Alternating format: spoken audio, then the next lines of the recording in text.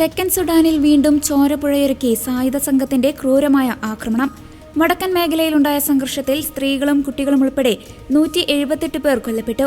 രാജ്യത്തെ വീണ്ടും ഒരു ആഭ്യന്തര യുദ്ധത്തിലേക്ക് തള്ളിവിടുന്ന ഈ ദാരുണമായ കൂട്ടക്കൊലയെ കത്തോലിക്ക സഭയിലെ മെത്രാൻമാർ ശക്തമായി അപലപിച്ചു.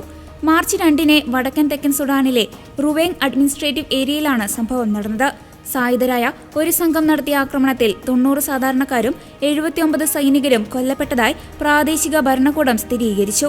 കൊല്ലപ്പെട്ട സാധാരണക്കാരിൽ ഭൂരിഭാഗവും സ്ത്രീകളും കുട്ടികളും പ്രായമായവരുമാണ്. ആക്രമണത്തെ തുടർന്ന് നൂറുകണക്കിന് ആളുകൾ പ്രാണരക്ഷാർത്ഥം ഐക്യരാഷ്ട്രസഭയുടെ സമാധാന സേനാ ക്യാമ്പുകളിൽ അഭയം തേടിയിരിക്കുകയാണ്. കർദിനാൾ സ്റ്റീഫൻ അമയു മാർട്ടിൻ മുള്ളയുടെ നേതൃത്വത്തിൽ 10ഓളം മെത്രാൻമാർ ഒപ്പിട്ട സംയുക്ത പ്രസ്താവനയിലൂടെയാണ് സഭ ഇതിനെതിരെ രംഗത്ത് വന്നത്. നിസ്സഹായരായ സാധാരണക്കാരെ കൊന്നൊടുക്കുന്നതിന് യാതൊരു ന്യായീകരണവുമില്ല എന്ന് പ്രസ്താവനയിൽ മെത്രാൻമാർ പറഞ്ഞു. ബെന്തിയു രൂപതയിലെ ബിഷപ്പ് സമാധാനത്തിനായി അഭ്യർത്ഥിച്ചു. തോക്കിനുണ്ടകളല്ല, മറിച്ച് ആത്മാർത്ഥമായ ചർച്ചകളാണ് രാജ്യത്തിന് ആവശ്യമെന്നും പ്രതികാരത്തിന്റെ സംസ്കാരം നാടിനെ നാശത്തിലേക്ക് നയിക്കുമെന്നും അദ്ദേഹം ഓർമ്മിപ്പിച്ചു. 2011 സ്വാതന്ത്ര്യം നേടിയ ശേഷം 2013 മുതൽ 2018 വരെ നീണ്ട ആഭ്യന്തര യുദ്ധത്തിൽ 4 ലക്ഷത്തോളം പേരാണ് തെക്കൻ സുഡാനിൽ കൊല്ലപ്പെട്ടത്.